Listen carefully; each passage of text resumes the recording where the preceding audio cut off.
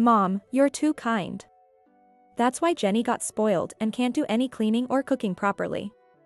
Get out now, you useless person. Unable to bear my mother-in-law's mistreatment any longer, I timidly brought up the topic of divorce.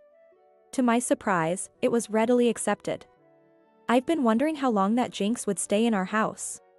Come on, Ryan, that's not nice. Calling Jenny a jinx to her face. Apparently, both of them had been calling me a jinx behind my back. My hands are trembling slightly. Right now, my parents' house is the only place I can rely on. I saw this coming. I'm ready. My mother's cryptic words make me tilt my head in confusion. It turns out my parents had been secretly making plans without telling me. I'm Jenny, 30 years old. I married Ryan, a senior colleague, 2 years ago. Lately, we've been discussing whether it's time to start thinking about having kids. There are more hospitals now that allow partners to be present during childbirth. Yeah, and it's a relief that the pandemic has calmed down. We got married during the middle of a global pandemic with flu-like symptoms. So, we didn't have a wedding ceremony, just registered our marriage. Alright, let's make a baby right away. My mom keeps nagging about when she'll get a grandkid. Ah. Your mom's really looking forward to it. She was so worried about the baby getting infected that she kept saying not to get pregnant yet. Our lives were quite restrictive due to quarantine measures to prevent the spread of the virus. But now that the restrictions have been lifted, I'm dealing with a new problem. You're late, Jenny. Where have you been wasting time? I came home from work to find my mother-in-law at our apartment. This unexpected situation started 3 months ago. My mother-in-law used to call me frequently. Since it was over the phone, I could just nod along while doing housework, as she couldn't see my face. I could understand her loneliness during self-isolation, so I couldn't completely ignore her. However, even those phone calls were a hassle, and now that the pandemic has settled down, her coming to our house is unbearable. She comes over 3 or 4 times a week and lets herself in while we're out. Oh, you're late again. Isn't it strange for a female employee to work until 8 p.m.? I'm suspicious about whether you were really working. Tonight, my mother-in-law was here again. I was working. Ryan was with me, you can ask him. Well, you're all talk. I never said you couldn't work. What I mean is, how can you be a housewife if you don't take care of the house? Without hesitation, my mother-in-law opens the fridge. She points to the pot of curry I made in the morning. Reheating cold food for your husband? That's unimaginable to me. Freshly made meals are the best. Didn't I tell you that before? As a life senior, my mother-in-law gives me countless pieces of advice. However, they're outdated and off the mark, making me wonder if we're still in the 1950s. Curry tastes better when it soaks in the flavors. Just one honest comment, and my mother-in-law let out an exaggerated sigh. Then the lecture began. That's not the point. What I'm saying is, it's a wife's duty to prepare a freshly cooked, warm meal for her husband who has been working all day. Don't you think a husband needs a delicious meal and a constantly smiling wife to feel motivated to work? Right, don't you agree? Ah, yes, that's right. Saying anything extra would just prolong the conversation. So, it's smarter to just agree and nod with, yes, yes, to everything. Store-bought deli food is unacceptable, and meal kits with pre-cut vegetables are criticized with the bizarre logic that cutting the vegetables yourself adds love. Even when I try to prepare food in advance in the morning, this is what I get. The fact that I also work doesn't fly. She declares that it's just natural for a wife to do these things. And my mother-in-law never helps with the housework, despite her endless advice.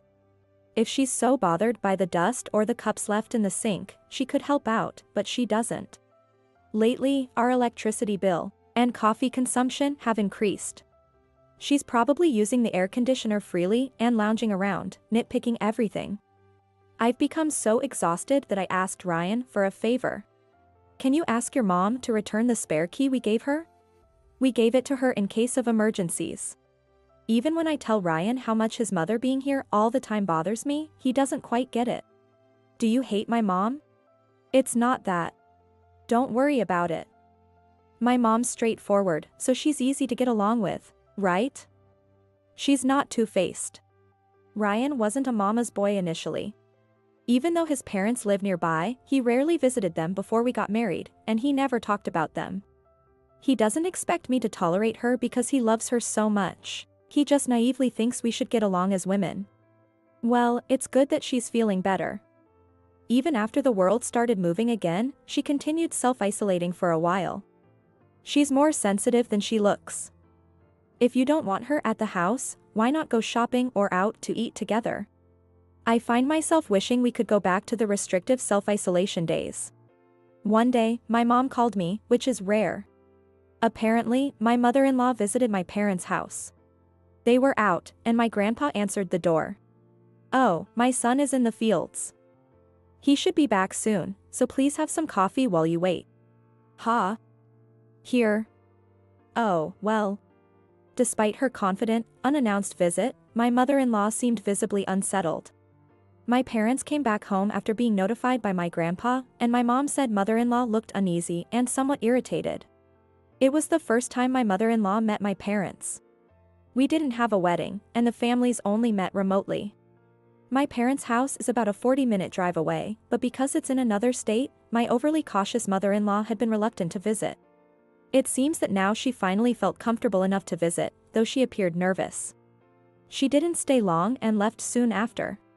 On the phone, my mom told me why my mother-in-law had visited. Apparently, it was because we wrote on our New Year's card, "Please drop by if you're ever in the area." So she decided to visit while she was nearby. I never thought anyone would take such a polite remark literally and visit unannounced. I still wonder about my mother-in-law's behavior. Did my parents or grandpa do something to upset her? To put it bluntly, she seems like quite a handful. Are you having any trouble, Jenny? Well, I'm managing for now. I'm not at my breaking point yet. I still hope to have a good relationship with my mother-in-law. The next Monday, my mother-in-law came to our house and, as usual, waited for me to return home. "Oh, you're late again today. What were you doing, neglecting your household duties?" I almost said, "It's work," but swallowed the words. "Oh, right, you were working." My mother-in-law finally acknowledged my job. I thought she had finally changed her view that a wife should be doing all the housework. She had seen me working late every night and then cooking dinner and tidying up the house. I felt relieved, thinking my efforts had finally been recognized. I tried to return her smile, but then I realized something was off. Poor people are always busy, and Jenny, you're destined to work for the rest of your life. What? I could understand her old-fashioned views on a wife's role. It was probably how things were in her younger days. But why was she suddenly belittling me? It made no sense. As I stood there confused, she snorted. "Yesterday, I visited your parents." I was shocked. She continued, looking down on me. "Your parents' house is falling apart. It looks like a haunted house." Yes, my parents' house is old. It's a traditional house. But it's well maintained despite its age. It irritated me that she couldn't see the difference. "I met your parents, too. They came back from the fields in a dirty truck, wearing grimy clothes. It gives me the creeps just thinking about it." She dramatically hugged herself and shivered. "And on the way back, they gave me fresh onions as a souvenir. They were warm from being outside, and they smelled sweaty and dirty. Can you believe they thought onions would make a good gift when you can buy them at the store for $1? Up until now, my mother-in-law disapproved of my working, because she thought it neglected the household. It was painful enough to have her constantly telling me to support Ryan and have children soon, but now she was bad-mouthing my parents too. Incidentally, my mother-in-law had shown up empty-handed. "But after meeting your parents, I understand why you work all the time. Poor farmers have no choice but to work hard. You might work in an office, but it's the same thing. It's ingrained in your DNA or something, to work like a dog." She said this absurdly. She spread her arms wide, looking like a scientist making a groundbreaking discovery. I couldn't follow her logic at all. Since that day, her criticism towards me intensified. "Oh dear. There's dust on the TV. Are you blind or just stupid? Poor Ryan. Having to live in such a dusty place. I had just mopped this morning. There wasn't any dust, and I thought it was her eyesight that was the problem. Oh no. The laundry is folded so sloppily. Is this how you do it at your parents' house? Poor Ryan, having to wear wrinkled clothes. She lightly kicked the folded laundry before saying this. Of course, it would look messy. As soon as I started to say, but, she glared at me. Then the lecture about what I was doing wrong would begin. I was made to sit on the floor and listen to her rants. If I didn't talk back, it would end in about 15 minutes, so I gradually learned to stay silent. These lectures always happened when Ryan wasn't home. In front of him, she acted like a sweet, loving mom. At first, I tried to tell Ryan about her behavior, but I eventually gave up. Mom says she never said those things. She actually thinks you have a strong personality and it's hard to get along with you. Maybe you should stop ignoring her advice. Instead of bad-mouthing her, why don't you focus on doing the housework properly? You probably just hate her. Even if it was true, to Ryan, it sounded like I was just criticizing his mother. He would get tired of hearing it. So, as long as I endure it, there would be peace at home. All I had to do was quietly listen to my mother-in-law's lectures. It was simple. But one day, something inside me snapped. Ew. This stew tastes awful. Redo it. My mother-in-law suddenly stuck her spoon into the stew I was cooking.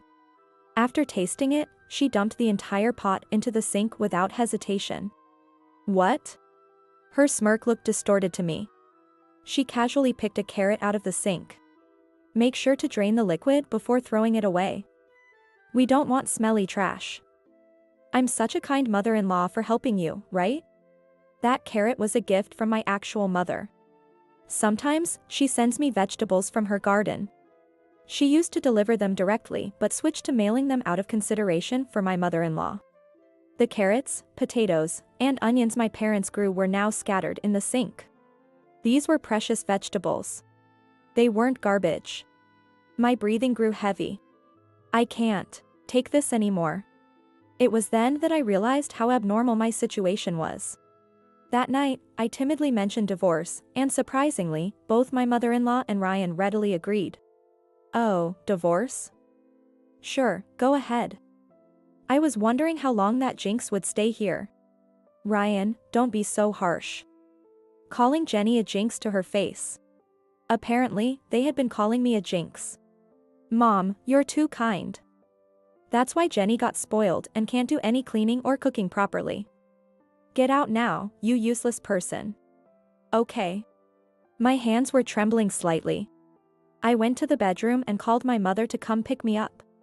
My parents' house was the only place I could go. I saw this coming.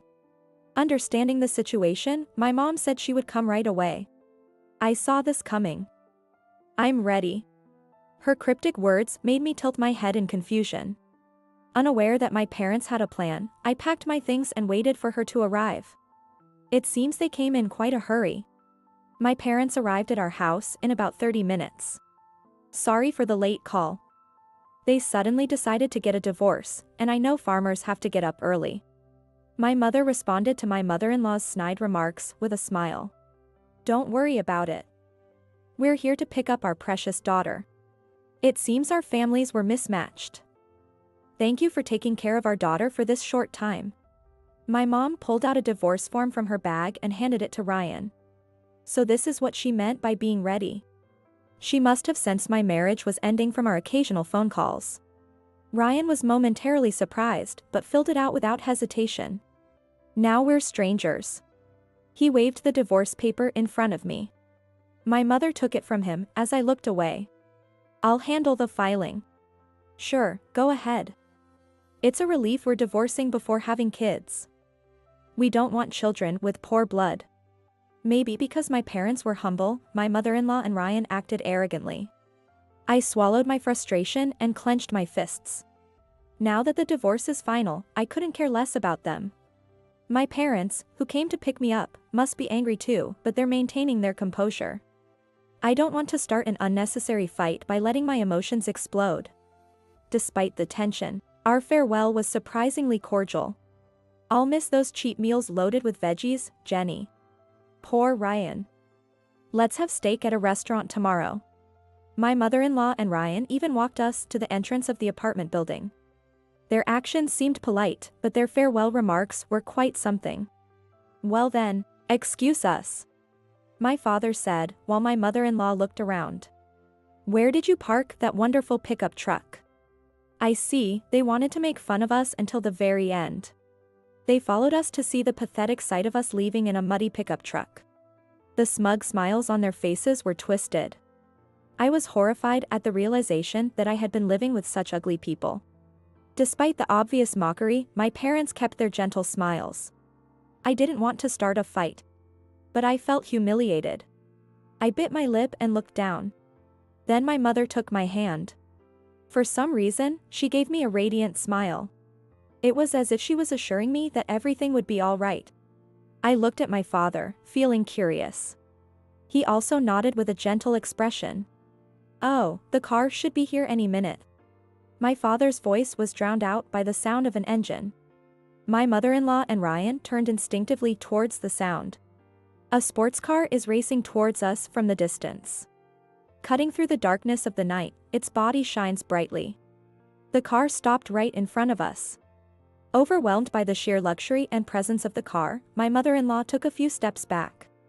Wow, unbelievable. I never thought I'd see such an amazing car up close. Ryan, on the other hand, was drawn to the car like a magnet. He reached out to touch it, but my father held him back. My father didn't want him to touch the car with his dirty hands. Ryan looked annoyed at being stopped. Just then, the driver's door opened. Well, look who's all here. Stepping out of the driver's seat was my grandfather. What? From the sleek sports car emerged my decidedly rustic-looking grandfather. It was so beyond Ryan's expectations that he stood there with his mouth open. Thank you for taking care of my granddaughter. I'm here to pick up my family. My parents put my luggage in the back seat and got in.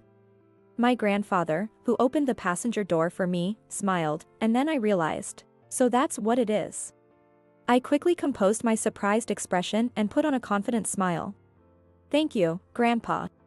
I sat in the passenger seat, fastened my seatbelt, and opened the window. Playing the role of a princess, I raised my right hand gracefully. Goodbye. Farewell. Since they always look down on me and my family as poor farmers, they decided to arrive in a sports car to make a statement. Even Ryan, who understood the value, and my mother-in-law, who had no interest in cars, were intimidated by the sheer luxury. It was a subtle revenge by my parents and grandfather. What? Grandfather stepped on the accelerator. My mother-in-law and Ryan, standing there with stupid expressions, quickly vanished from sight.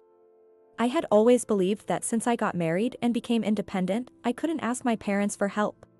But my family has always been on my side. I finally relaxed. Grandpa, Dad, Mom, thank you. Did you see their shocked faces? It felt so good. My parents smirked knowingly. Yes, but this is just the beginning. Ha! I had become so used to being dictated by my mother-in-law that my emotions had dulled. But my parents were still burning with anger on my behalf. Those two won't stay quiet. They'll definitely come back to cause trouble. I swallowed hard. And as my mother predicted, the next day, mother-in-law and Ryan showed up at our house. They rang the intercom repeatedly and banged on the door when there was no response. Fearing they'd break down the door, I reluctantly addressed them. Can I help you? They jumped and turned around. They eyed me from head to toe. Seeing I was just the same as usual, they smirked. See, I told you, yesterday was just a bluff. Yeah. That car was probably a rental. Must have cost a fortune just to rent it for a few hours. Such a waste of money. A pickup truck and a rundown house suit farmers better anyway.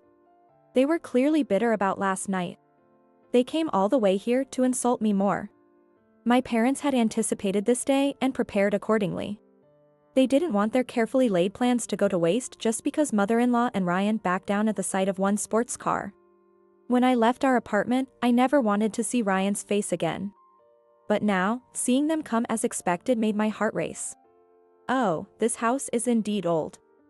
We didn't mind, but it hurt a bit to hear you call it a dump. I lowered my eyebrows and fiddled with my fingers, pretending to lack confidence. Seeing me so humble, mother-in-law got even more arrogant. Oh, I'm sorry. I just told the truth. I don't understand farmers' feelings. The house and land are big, but why live in such a shabby house? I'd rather live in a small but nice new house. Poor farmers have a different sense of value from the rest of the world. I nodded slightly, absorbing her spiteful remarks. Yes. It's the house I grew up in, so it never felt strange to me. But now that you mention it, the steps everywhere and the drafts in winter do bother me. We don't use the AC in summer because it's breezy. But it worries me since my parents and grandfather are elderly. Since I was being so honest, mother-in-law blushed with satisfaction. That's right. An old house can be deadly for the elderly. The real summer heat is coming soon. Nowadays, living without AC is unthinkable. I hope they make it to autumn. Oh, but then there's winter and the risk of a heart attack in the bath, right? Poor farmers. Always on the edge of the grave. Mother-in-law clutched her chest and pretended to be in pain. Ryan laughed as she dramatically rolled her eyes. Thank you for your concern, I said, not letting their vulgar laughter get to me. But you don't need to worry anymore. While speaking, I spun around. I pointed to the house across the narrow street with my right hand. That's our new home. What? Ryan and his mother stood staring at a brand new, modern house. It was a large, white house that looked out of place in the somewhat rural neighborhood of traditional homes. A spacious lawn was adorned with seasonal flowers swaying in the breeze. A mansion. Yes, in one word, mansion, fits perfectly. Just then, the front door of the mansion opened. My parents emerged. What? How? My mother-in-law clutched the front of her shirt tightly. It wasn't just bad acting, she genuinely seemed to be in pain. I told you, this is our new home. What? My parents, dressed in casual clothes, waved at us with smiles. As I crossed the street towards them, my mother-in-law and Ryan followed, staggering like zombies. Is this another show? Did you rent someone else's house? Ryan muttered nervously. My parents smiled even more broadly. Rent? This is our new home. My mother explained bashfully. Jenny told us that our old house made you uncomfortable. We apologize for that. She apologized deeply. But her face couldn't hide her smile. It was sad to let go of our longtime home, but living in a new house is so comfortable. No steps to trip on, and the robot vacuum works wonders. We have a central air conditioning that keeps the house comfortable all year. My husband even insisted on adding a sauna. A sauna at home is amazing. And you, dear, you built a sunroom for drying the laundry. After all, you use the dryer. So it's become a great place for coffee with the neighbors. My parents chatted affectionately, leaving my mother-in-law and Ryan stunned. Ah, are you really living here? My mother-in-law interrupted their conversation. Not remodeling nor rebuilding, but another house on another lot? This isn't normal. It must be a lie. She screamed hysterically. The smiles disappeared from my parents' faces. My mother looked into my mother-in-law's panicked face and spoke calmly.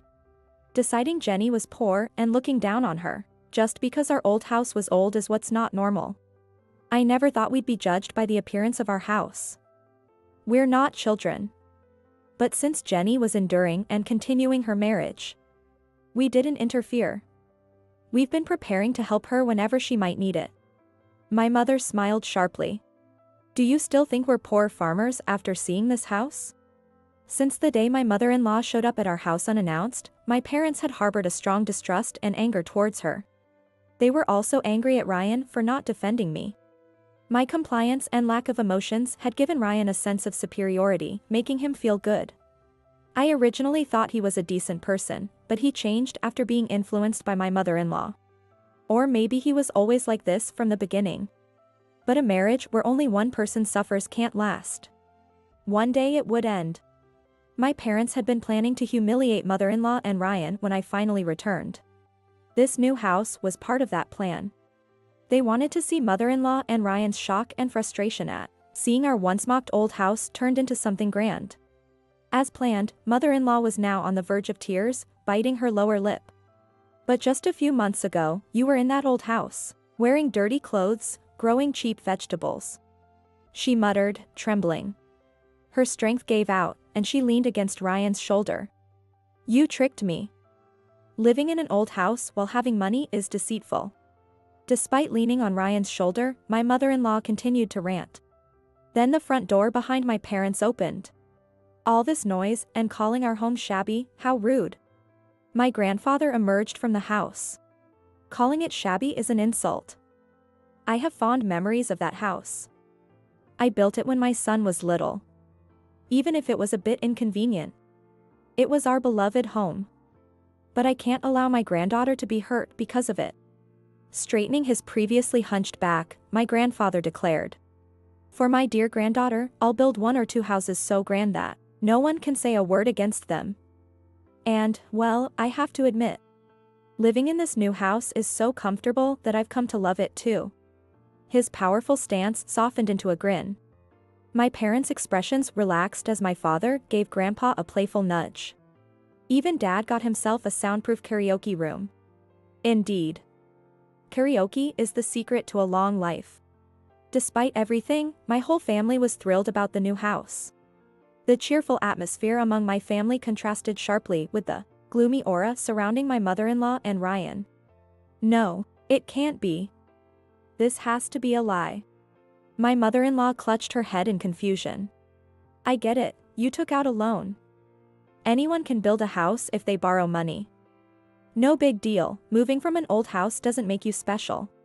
My mother-in-law was like a weed that wouldn't be crushed no matter how much she was stepped on. She couldn't stand not belittling us somehow.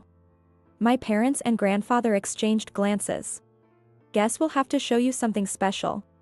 Grandfather sighed, but a smile played on his lips. He really wanted to show off. He pressed a button on the electronic key, and the large garage door in the yard began to slowly rise. What? When the door fully opened, it revealed a row of luxury cars. That car from yesterday. And all these sports cars. How is this possible? Ryan stumbled towards the garage. Even someone not into cars would be impressed by the gleaming, elegant curves. Wow, this is incredible. The luxury cars shimmered in the sunlight. Ryan, who had tried to touch one the night before, now didn't dare lay a finger on them. Impressive, right? This is my collection. Grandfather puffed out his chest proudly. These are a collection and will not be ridden around town. The usual vehicles are a small truck and a compact car. Ryan whispered nervously to my stunned mother-in-law. Each of these cars is worth as much as a house. Those flimsy-looking cars? They're incredibly high-end. This can't be. With a grand new house and a collection of luxury cars. There was no way to label us as poor farmers. My mother-in-law glared at the pickup truck beside the luxury cars, biting her lip. Hiding luxury cars is unfair. She stomped her feet like a child throwing a tantrum, flailing her arms and hitting Ryan, who grabbed her arm in pain. That hurts. Stop it. But she never told us her family was rich. It's unfair. We were deceived. It's rare for someone to introduce themselves with, "My family is wealthy." While we never struggled financially, I was given an appropriate allowance for my age as a child. While my family occasionally indulged in hobbies like cars or golf, we never lived extravagantly. That's why I never felt the need to flaunt our wealth. Straightening her posture, my mother rebuked my mother-in-law. You judged us solely on appearances and looked down on us. Fortunately, we have enough income to live comfortably and build several houses. No way. Are you saying onions are profitable? My mother-in-law clenched her fists in frustration. Oh. Those onions are just for home use. What? Our family business is a tourist farm. Our main attraction is strawberry picking, with seasonal vegetable harvesting experiences. Recently, we opened a large strawberry picking facility at a roadside station. Business has been good. Plus, our income isn't just from farming. We own land passed down through generations. This new house was built on land we already owned. My parents mainly left the business management to others and leisurely grew vegetables for home use. It's a plot too large to call a home garden, where they enjoy growing vegetables as a hobby. Then why don't you spend your days shopping or traveling instead of growing vegetables? Are you so ingrained with a poor mindset that you can't live without working? Realizing the truth sent my mother-in-law into a frenzy. How my parents chose to spend their retirement was their own business. The sauna we installed at home, the car collection, and growing vegetables. It's all because we enjoy it. Is there something wrong with enjoying what we love? Steam seemed to be coming out of my mother-in-law's head. Her face turned red like an enraged baboon, and she was breathing heavily. And you? She suddenly pointed at me. Even though your family is wealthy, you kept working hard, making it confusing. As punishment for deceiving us, you should pay us compensation. What? If anyone deserves compensation, it's me. Your heartless treatment is the reason for our divorce. How dare you act high and mighty just because you're rich?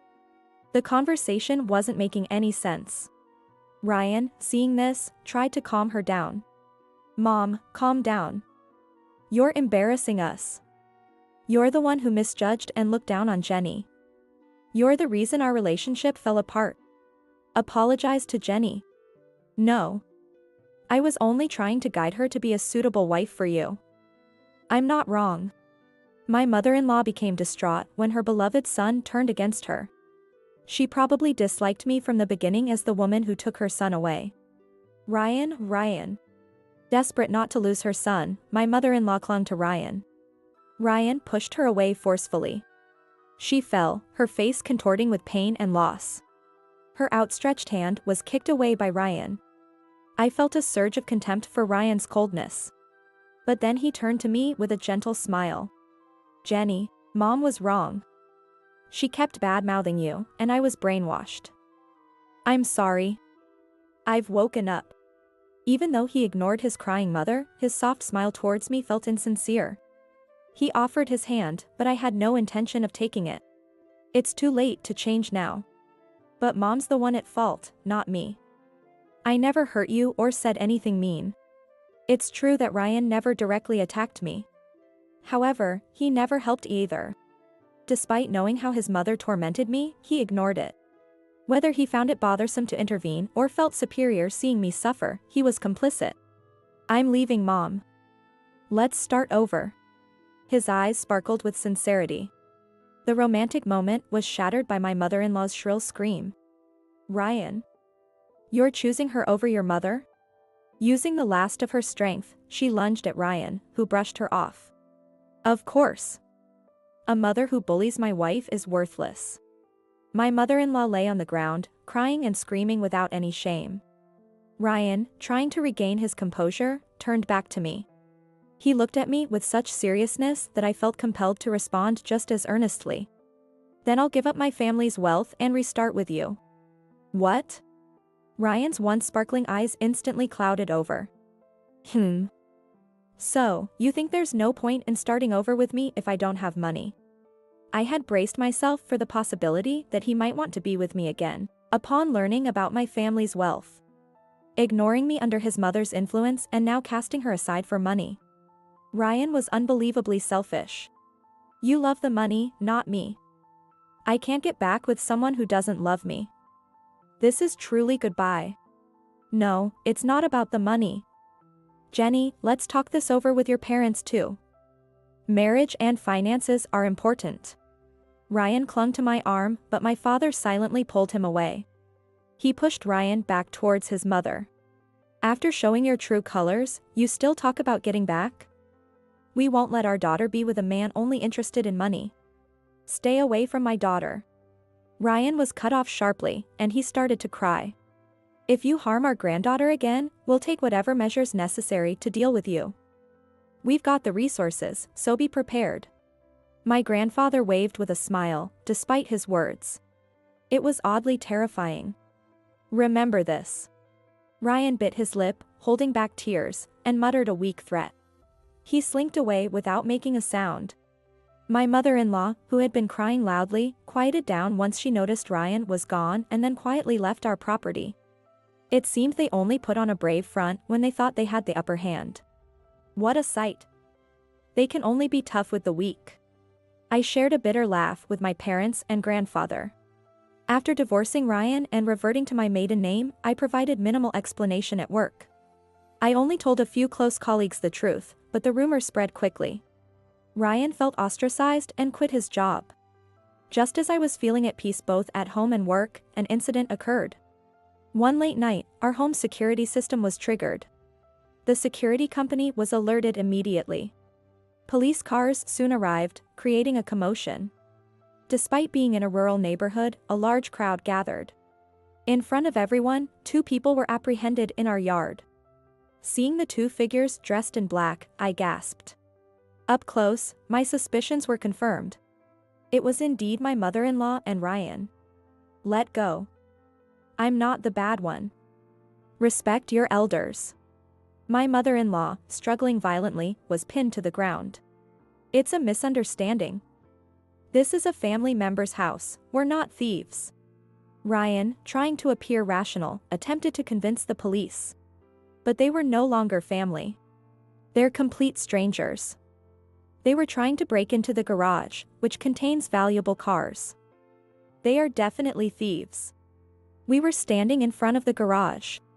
The shutter was scratched up, and there were crowbars and sickles scattered nearby. We're not thieves. I just came to talk to my beloved wife after a misunderstanding led to our separation. Ryan is surprisingly a good actor. He shouted with tears welling up in the corners of his eyes. However, Ryan's desperate plea was undermined by the large hammer in his hand. With a hammer in one hand, his idea of a discussion sounded more like a prelude to something far worse than theft. Moreover, dressed entirely in black, he looks too suspicious to elicit sympathy from the police or onlookers. Of course, the police didn't buy their story about being relatives or just wanting to talk, and my mother-in-law and Ryan were taken away.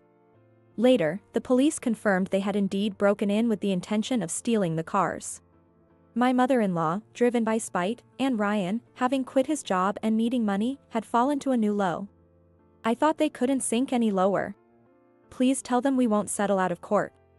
Let the police deal with their twisted characters. Meanwhile, I moved back to the new family home. The living room had a projector installed for me, making it clear how much love and thought my family had put into our home. Living in a dream house, my life was still grounded in reality. I continued working, and my parents diligently tended to the farm. Hey, how about we go on a trip sometime? I'll drive. Grateful for all they'd done for me, I suggested a trip for my parents and grandfather. On the day of the trip, the 4 of us squeezed into a small car. It was cramped, but the closeness made me feel warm and comforted by my family.